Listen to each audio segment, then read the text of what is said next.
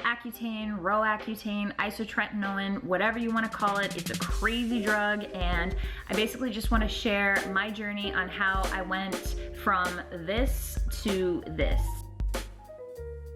You're gonna be in it if you stay there like that. Okay. Jesus. Okay, it's super cloudy outside. You're gonna have to excuse the light. It's driving me absolutely crazy, but I'm gonna have to go with it. It's just, all right.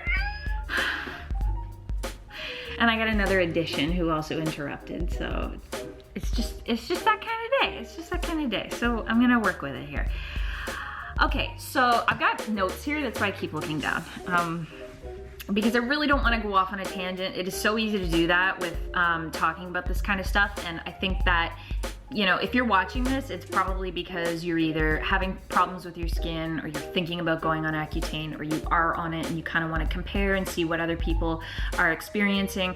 I know that was the case for me. So I want to give you my backstory just very briefly. I was very, very stubborn. I did not go see a doctor when I should have. That was a lesson that I had to learn the hard way. As a result, I had eventually gotten to a point where the pustules that were on my face started bursting, and I do have scars as a result of that.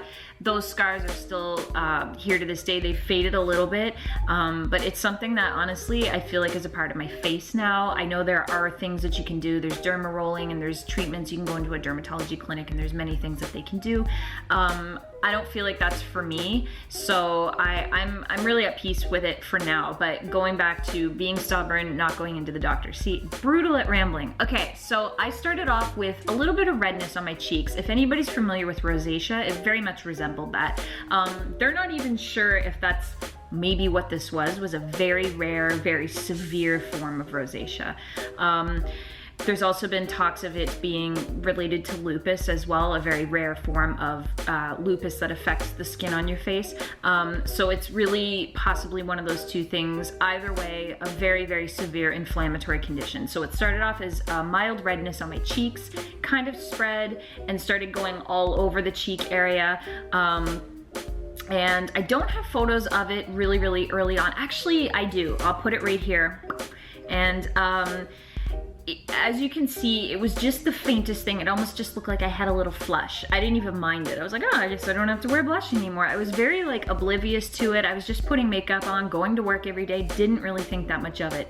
Eventually, after a few months, I started getting these bumps on my skin. They were not zits, they were not acne. They were just bumps. It almost looked like frog skin. And that's when I started getting concerned, because it's one thing, as anyone knows who wears makeup, to cover your skin with some foundation. It's another thing when you start getting texture on your skin. That's it's not incredibly difficult to cover. It's impossible to cover. You will see that. So that's when I started to get concerned, and that's when it started becoming a real problem for me. Those bumps over time then became filled with pus. And it was just something that was really unbearable. I started getting really crusty skin. Things started flaking. It became incredibly itchy.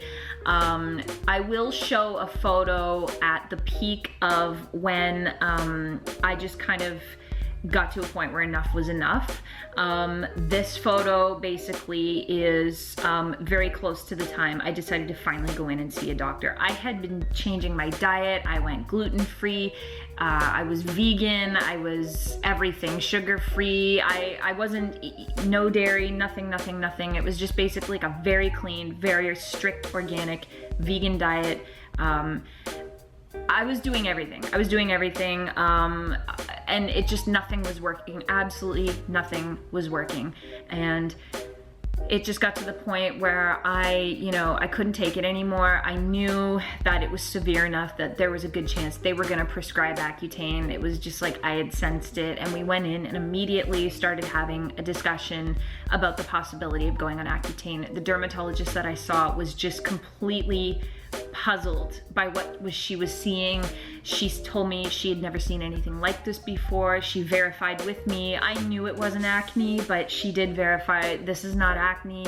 This is something else that she's never seen before, which was a little terrifying. She brought in her the senior dermatologist in the clinic. This woman had been a dermatologist for over 30 years, longer than I've been alive, and she basically confirmed the same thing, that it was a very, very unusual condition, and that Accutane, although it is primarily, as everyone knows, a drug for acne, that Accutane may help me because it will bring the inflammation down, or hopefully at that point they were hoping it would bring the inflammation down and calm my skin and put whatever I had into remission, which was scary that they were using that term. But at that point, I was so desperate, I was miserable, this was really affecting my life in a big way, and I was willing to do it.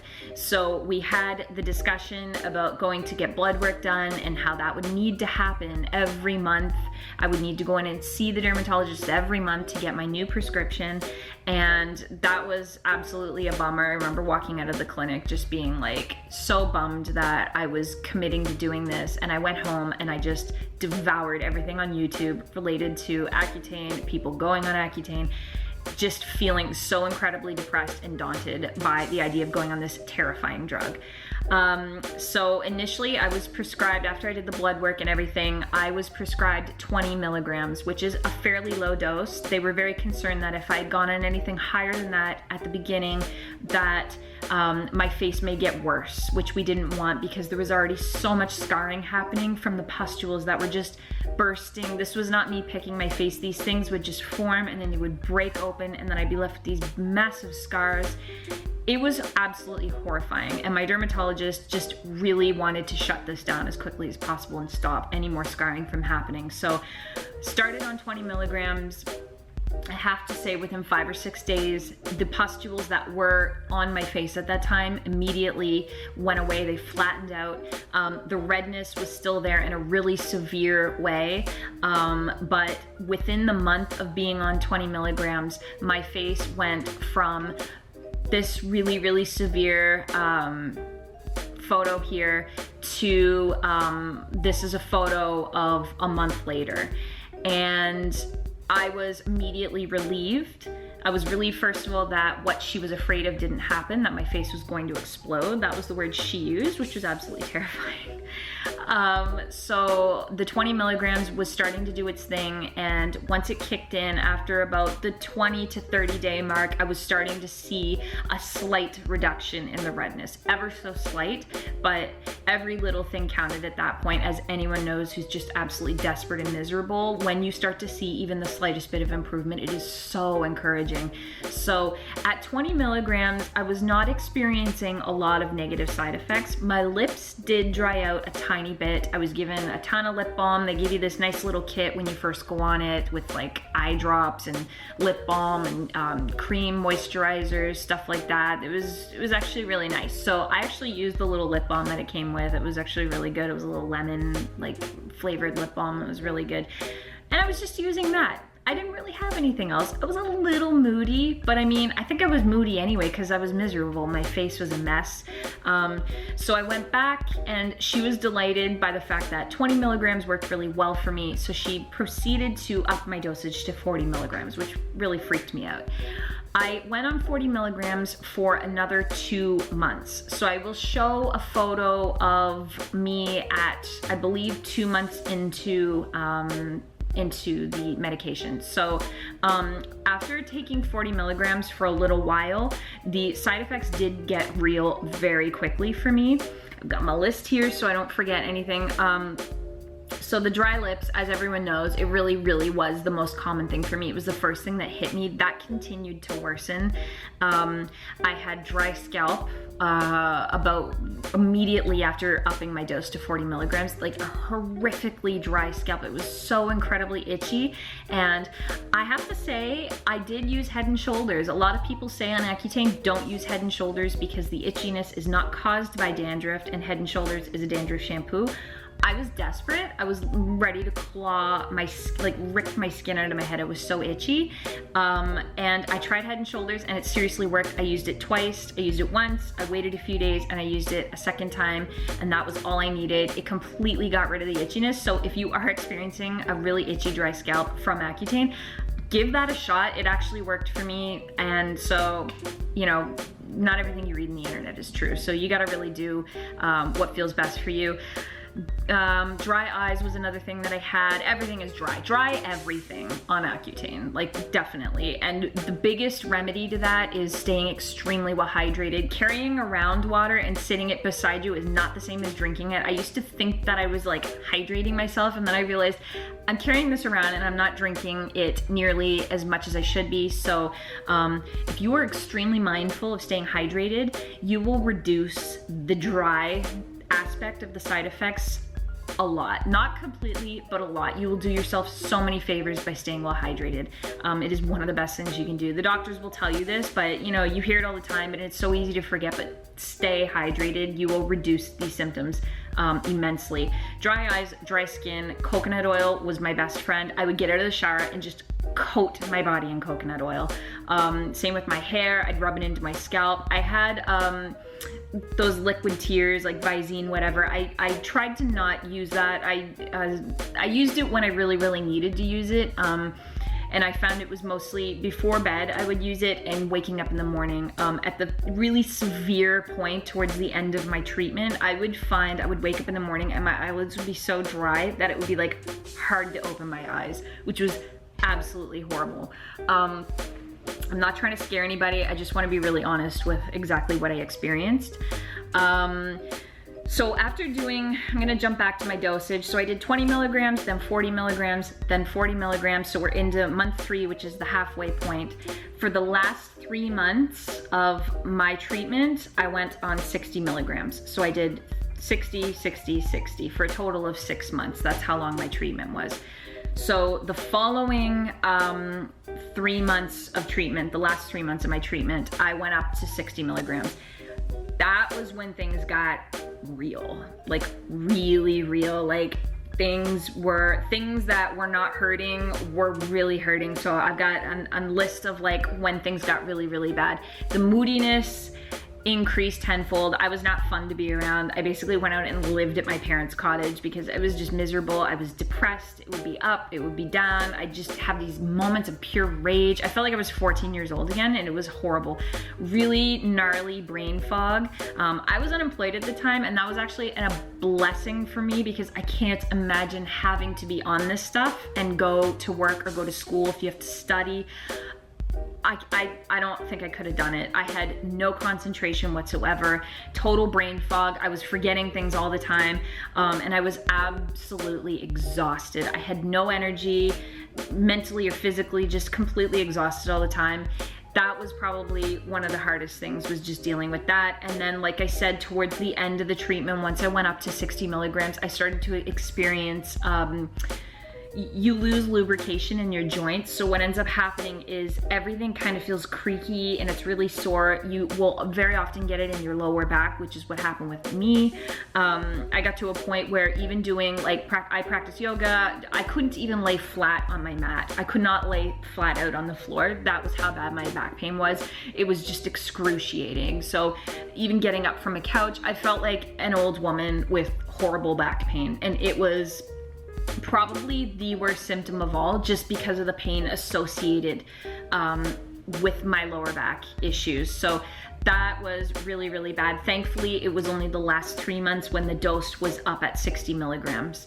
The other thing that I found towards the very end was the Accutane was really obviously super in your system, and my skin became incredibly thin. I used to wrestle with the cats and I couldn't do that. If they had even caught me a little bit, my skin would just rip wide open. I remember probably the last 2 or 3 weeks that I was on it, I bumped into something and my skin ripped open like tissue. Like it was just, and then it takes forever to heal. So if you do have a cut, it takes 2-3 times as long for things to heal. You get weird scars. You'll just notice your skin is not what it used to be. And lastly, I did notice that there was a lot of photosensitivity. Your dermatologist will definitely say you need to seriously basically be out of the sun, or if you are in the sun, well covered and completely like 100% using sunscreen. It is no joke. You have incredibly delicate thin skin when you're on this stuff. And I just noticed, just stepping outside and having like the morning sun hit me for a few minutes, I'd go bright red again, and it freaked me out because that was not a place I wanted to go back to. So those were the main things that I found I really had to deal with when I was on Accutane. So I'm not sure where I'm at with showing the before or after. So what I might do is at the end of this video, I'll just cycle through from where I was and then list chronologically kind of how my skin healed over time. That'll probably be easier to follow along than these little pop-ups here and there. This was a blessing in disguise in a way. It offered me an opportunity to love myself unconditionally. And I got to a point towards the end, towards the end of me kind of throwing my hands up and saying, okay, I gotta go see a dermatologist. I'm done with this, where I was not wearing makeup. And I mean, I showed you guys how bad it was. It was this bad. And I would go out like that. I never put makeup on that because to me, that was my truth. That was what I was going through at that time. And I had people look at me. I had a lot of people stare at me and it was uncomfortable sometimes. I did not feel beautiful. And there were times where I would look in the mirror before I went on Accutane and before I really knew how it was gonna affect me, where I wondered, is this even gonna work? And what if it doesn't work? And it was terrifying. So if you're in that place right now, my heart is with you, 100%. And just know that you are not your face, you are not your skin. There's a soul inside you. I'm not trying to get too woo-woo here right now, but seriously, it was a really, as horrible as it was to go through that, it was also a really beautiful opportunity to realize that I have unconditional love for myself. And, this is something that, regardless of what we look like on the outside, it's just our appearance. You know what I mean? We spend so much time agonizing over these little things. I mean, I used to agonize over the tiniest little thing on my face when I was younger. And I just get to a point now where I'm like, I got scars. I got this. At that time last year, this time last year, my face was a total, I shouldn't even call it a mess. It was distressed. My body was showing me that I was sick. So, without rambling too much, I just basically want to wrap up and say that if you guys are, where I was this time last year, I feel you. Just know that it's temporary, things change, and, this might not be the answer for you. It is not a drug that is for everyone. It is not for the faint of heart, but I really felt strongly about just sharing my journey. I was somebody that was super against prescription drugs in general, especially something as really intense as this drug. And I'm humbled by it because it really did help me. And sometimes you've just gotta trust in the process and, trust the experts. And I'm glad I did that. So, I don't know what else to really say about it. I'm sure there's things that I've missed and things that I've left out. So if anybody has any questions for me, please leave them in the comments because I would be happy to answer them. And if you guys want a second video on this, I would be happy to film one. I hope this was helpful for you if you are considering going on it or you're in the process of going on it. I hope the photos that I've taken might give you a little bit of, positive encouragement that definitely, my face was an absolute mess and I'm here a year later and I have clear skin, which was obviously exactly what I wanted. And, I really wasn't sure if I was ever gonna get my normal skin back. And I'm here and I went through it and you can do it too. So with that being said, thank you guys so much for watching this. My heart is with all of you and I wish you guys the best of luck if you're suffering right now or you're going through anything negative related to your skin. Just know that my heart is with you. Thank you guys so much for watching and I'll see you guys in the next one.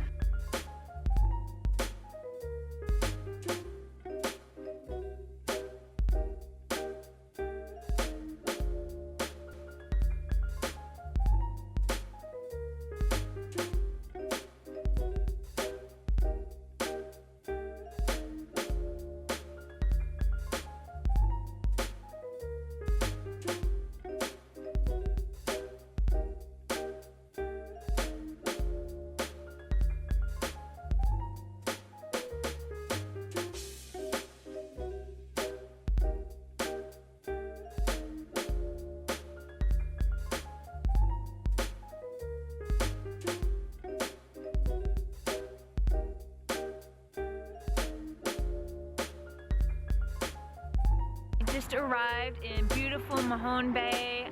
We're at the very beginning of the Scarecrow Festival. We're just about to head into town and check the rest of the